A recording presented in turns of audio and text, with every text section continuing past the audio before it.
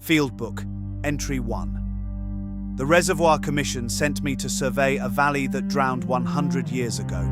Condemned, emptied, gone under black water on every map I carry. But there is a causeway here that no map admits, and at the end of it, past the last thin dawn mist burning off the water, there is smoke rising from slate roofs. There are people. They stand in the cold dawn, watching their own breath as if they have never seen it before. My tally sheet says 40 stones. I have counted them 4 times now. There are 41, and the extra stone will not go away. Some books keep the days. This one keeps us.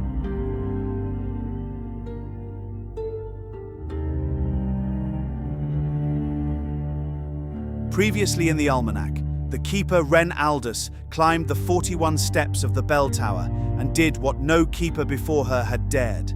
She wrote a new last line in her own true hand, read her own name aloud, and rang the bell herself. The 100-year breath went out of Whisper Hollow. The fog lifted, the reservoir went mirror flat, and the frozen October calendar turned at last toward a true cold dawn. And on a fresh blank spring page, wet ink began to move on its own, writing a new name arriving by the causeway in a hand that was not Wren's, and stopped mid-stroke on a single letter, a W. Now the nib finishes it without me. I did not see this. I am told it, and I do not believe it, and I write it down anyway, because a surveyor records the anomaly first, and the explanation later, if ever. The ink completes 4 letters on a page, in a book I have not yet touched. W-Y-N-N, my name. And that is where every sensible account of my week should end and be filed under fatigue. Field Book, Entry 1. 4th of the month by my watch, though I will come to distrust my watch. The Commission's brief is 3 lines long. The Valley of Whisper Hollow was condemned and inundated 100 years ago. The population was removed. The record is closed. I am to confirm the waterline, photograph the ruin, and certify the emptiness so the ledger can finally be shut. A morning's work. I have surveyed drowned places before. They do not steam. There is a causeway. It is not on the chart. It runs out from the northern shore across water, so still it is not water, but a held pane of glass, and it is made of black wet stones set just proud of the surface. I set the theodolite case on the first stone, and my boot beside it, and my breath goes up white in front of me, and the last of the dawn mist is burning off the water, thinning to nothing as the light climbs, until the horizon lies clean and cold and hard as a ruled line. I count the stones as I cross because that is what I am for. The old survey, the last one the year they drowned the place, records the crossing as 40 stones. 40. It is written twice, in 2 hands, initialed. I reach the far shore and I have counted 41. I walk back and count. 41. I walk out and count. 41. I lay the chain and measure the span and divide by the mean interval, and the arithmetic gives me 40 stones, and my own 2 eyes give me 41, and I stand there in the cold with the chain in my hands, like a man holding a sentence that will not pass. The extra stone is not at the end. It is not at the beginning. It is somewhere in the middle, and every time I try to fix which one, the count is clean and the total is wrong. The world does not measure right here. That is the first thing I write that frightens me, and I underline it because a surveyor's whole trade is the faith that a thing measured twice is the same thing. The town is worse than the stones because the town is impossible in a way I cannot chain. It is not a ruin. The slate roofs hold. There is a tin meeting hall throwing off the dawn like a struck coin. There is a stone bell tower, single, plain. And there are people, 30 or 40 of them, out in the cold morning standing very still, and they are all doing the same thing. They are watching their breath. A woman holds her hand up in front of her mouth and exhales and stares at the plume as if it were a soul leaving her. A child bursts out laughing at his own steam and is hushed, not unkindly, by a man who is crying without seeming to know it. I have walked into a valley of grown adults meeting winter for the first time. I ask the nearest man what year he thinks it is. He tells me. He is off by 100. I write the two numbers side by side, his and mine, and the gap between them is exactly the age the commission gives for the drowning, as though the valley has been counting from the year it supposedly went under and has miscounted itself into existence. Inside the meeting hall there is a calendar on the wall, a great ledger calendar on an iron hinge, and a man kneels in front of it. Older black coat, the bearing of a clergyman. He does not turn when I come in. He is looking at the calendar the way you look at a grave that has moved. I follow his eyes. The page reads a date in early winter, a real date this year, this cold month. He says, to the page, not to me, it turned, 100 years and it turned. His voice has no flaw under it. I ask if he is well. He says, it was always October. Do you understand? It was always October and now it is not, and I do not know how to be in a month that ends. I write down, Pastor E. Hale, non-responsive. I do not write down that my own arms have gone to gooseflesh, because that is not a measurement. There is a man on the water who is the only sane thing in the valley.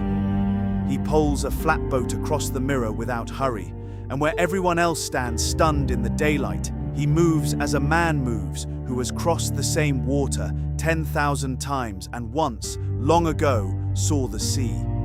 He tips his head to me as if outsiders come up the stones every week. Later, I learn his name is Cale, and that he is the only one who is not afraid, and I will come to think those two facts are the same fact. And there is the woman I keep almost seeing.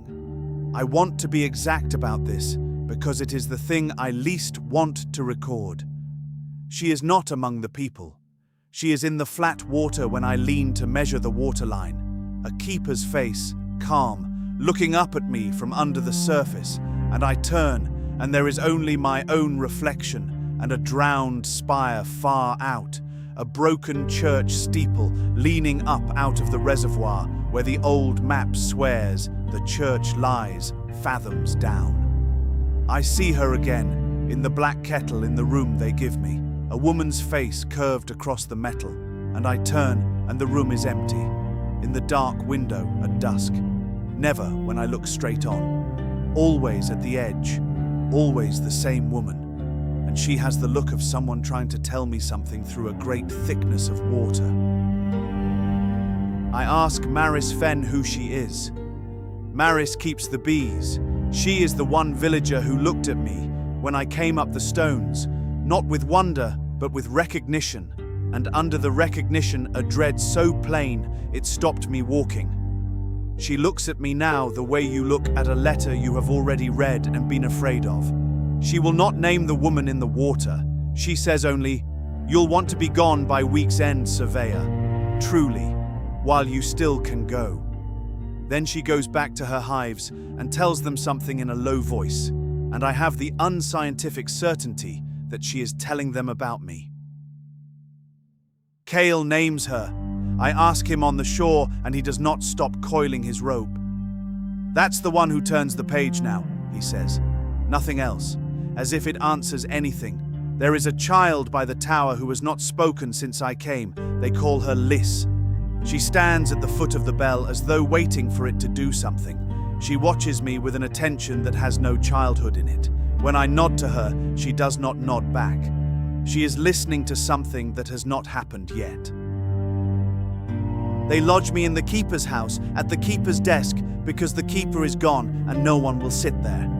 On the desk is a book. It is open. It is open to a fresh blank leaf, and at the top of the leaf, in wet ink, wet as if written a breath ago, is my name. Wynn. The W is wrong. I have seen the other W, the drowned woman's W, in the margins of my own copy of the old survey, annotations that were not in the file when the commission handed it to me, fresh as this morning, in a hand that is not the dead surveyor's, and that W closes its downstroke tight, like an eye shut. This one stays open. This one is mine. This one I have never written, and it is written in my hand. I tell myself the truth of it, because the truth is the only tool I trust. Old paper draws damp. Damp lifts old ink and moves it. Superstitious people see a stranger arrive and a wet old page, and they make a profit of a puddle. I have my name because someone in this town heard it and wrote it as a welcome, and let the damp do the rest. That is all. I close the book. I set my field book beside it, 41 crossed out and 40 written over it, and crossed out again. I resolve, in ink, to finish the survey, certify what I can, and be down the stones and gone by week's end as the beekeeper begged, and to file the extra stone under error, and the woman in the water under exhaustion, and the calendar under 100 years of local madness. Then I go to bank the fire, and when I come back, there is a new line at the bottom of my own field book page, under my own hand, in a hand that closes its letters like shut eyes. Go back down the stones. I did not write it. I stand a long time. Then I do the only sane thing left, which is to tell myself I did write it, drowsy, and forgot, and I put out the light.